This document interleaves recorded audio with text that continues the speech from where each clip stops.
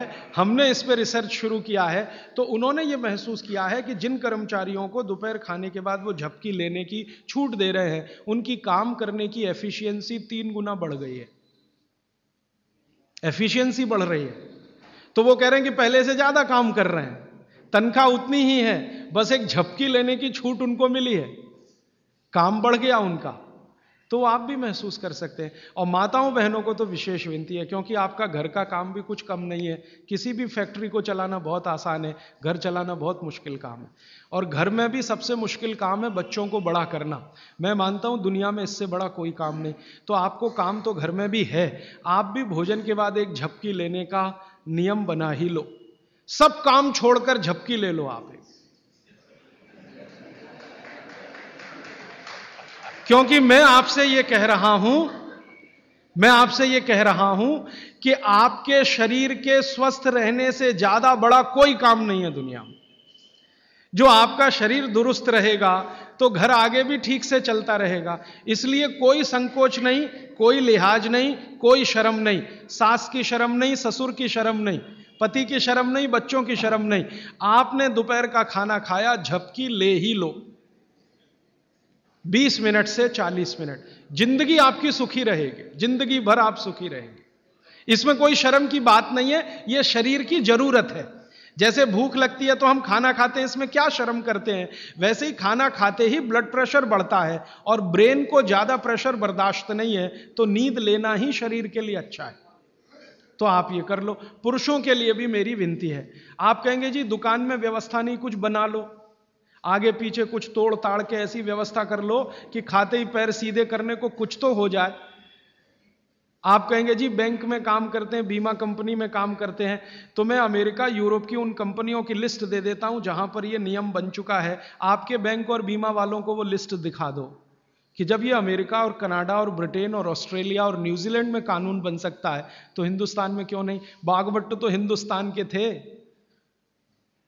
तो आपकी बैंक और बीमा कंपनियों में भी कोशिश करो। लेकिन आपको मालूम है ये जो हमारा बीपीओ सेक्टर है, यहां तो हो गया है, गुड़गांव में चालू हो गया। उन्होंने चालू कर दिया, दोपहर को खाने के बाद झपकी लेने की छूट देना शुरू कर दिया। तो अगर वहां हो रहा है बीपीओ सेक्टर में, आईटी सेक्टर में, तो सब जगह हो जाएगा। धीरे धीरे ये आ जाएगा। अब मैं आपको एक उल्टी बात कहता हूं। गुजरात में जाता हूं मैं, राजस्थान में जाता हूं, जयपुर जैसे शहर में, राजकोट जैसे शहर में, तो दोपहर को सारा बाजार बंद रहता है। राजकोट में हजारों करोड़ का बिजनेस होता है रोज का। दोपहर को कोई दुकान पे नहीं मिलेगा, करोड़पति से करोड़पति। कहां है जी? खाना खा के झपकी ले रहे हैं। बहुत सुखी लोग हैं, बहुत सुखी लोग हैं। काठियावाड़ में मैंने देखा है, क्या पोरबंदर, क्या राजकोट, क्या जामनगर, क्या जूनागढ़, क्या अमरेली, दोपहर को बाजार खुलेगा ही नहीं। और मैंने तो ऐसे ऐसे लोगों को देखा है कि ग्राहक आके खड़ा है करोड़ों रुपए लेके। सेठ जी कहेंगे जी शाम को आना 4 बजे के बाद। अरे सेठ जी मेरे पास बैग भरा है रुपयों का, शाम को ले आना, मुझे अभी इतनी फुर्सत नहीं है, मैं नींद ले रहा हूं। बहुत सुखी लोग हैं, समय का सही सदुपयोग कर रहे हैं। अब कुछ लोग गालियां देते हैं, क्या निकम्मे लोग हैं, दोपहर को सोते हैं। सोना ही चाहिए। पूना में आप चले जाइए, पेशवाई के जमाने से पूना के लोग दोपहर को खाने के बाद जरूर नींद लेते हैं। पेशवा ने इसके लिए बहुत प्रचार किया था, बागवट के इस सूत्र का।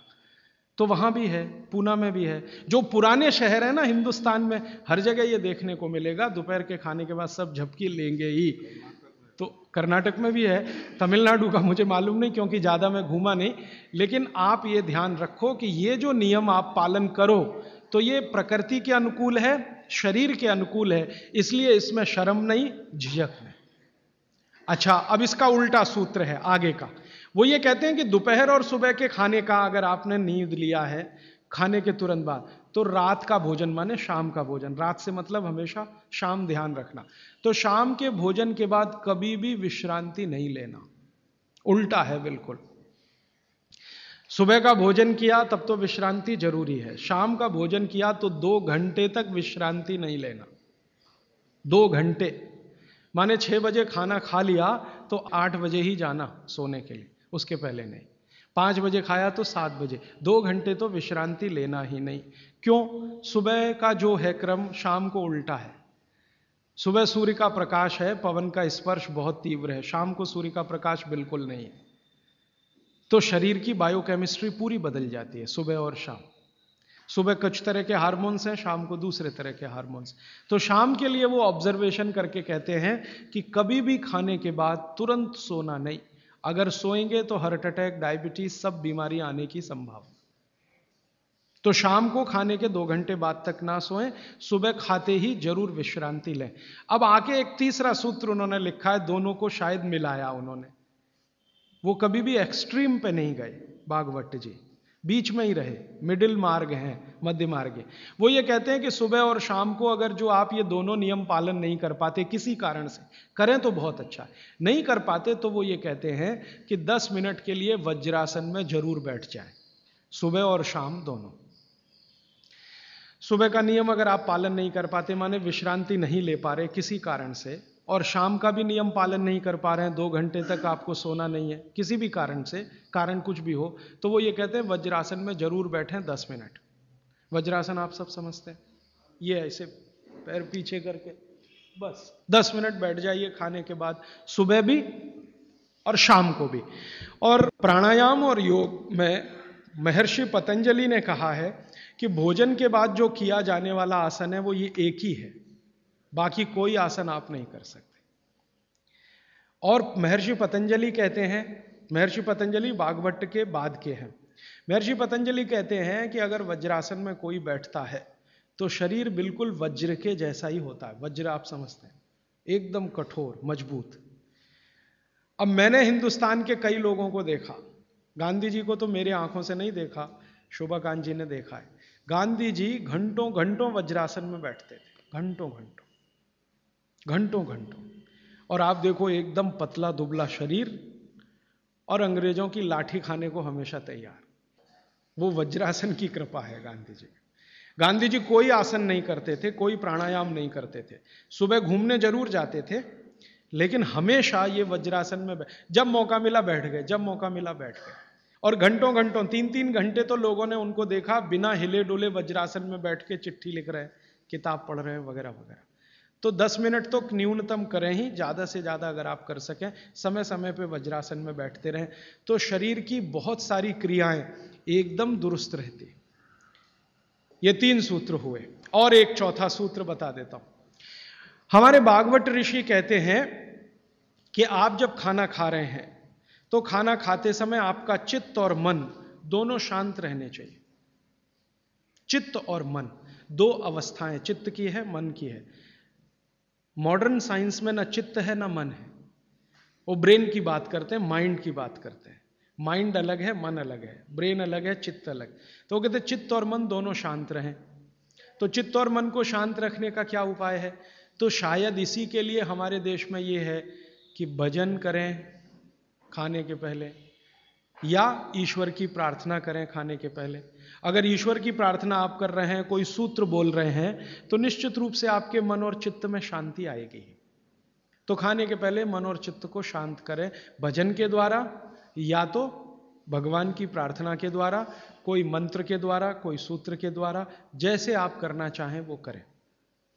और एक सूत्र बहुत महत्व का, वैसे तो मैं परसों कहने वाला हूं, लेकिन आज मैं कह रहा हूं इसलिए क्योंकि वो इससे जुड़ा हुआ है। भागवत जी एक जगह लिख रहे हैं सूत्र में कि जब भी आप विश्रांति लें, सुबह या शाम, माने रात को सोएं या दिन में सोएं, तो हमेशा दिशाओं का ध्यान रख के सोएं।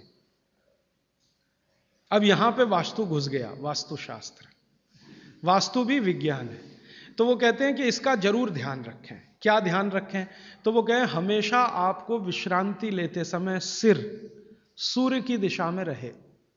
सूर्य की दिशा माने पूर्व की दिशा, और पांव पश्चिम में रहे। और वो कहते हैं कि अगर कोई बहुत मजबूरी आ जाए, कोई भी मजबूरी के कारण आप पूर्व में सिर नहीं कर सके, तो दक्षिण में जरूर कर लें, साउथ में। तो या तो ईस्ट और या साउथ। जब भी आराम करें, लेटें, तो सिर हमेशा पूर्व में ही रहे, पांव हमेशा पश्चिम में रहे। और कोई मजबूरी हो तो दूसरी दिशा है दक्षिण, दक्षिण में सिर रखें, उत्तर में पांव। आगे के सूत्र में भागवत जी कहते हैं कि उत्तर में सिर करके कभी भी ना सोएं, उत्तर, नॉर्थ। फिर आगे के सूत्र में लिखते हैं कि उत्तर की दिशा मृत्यु की दिशा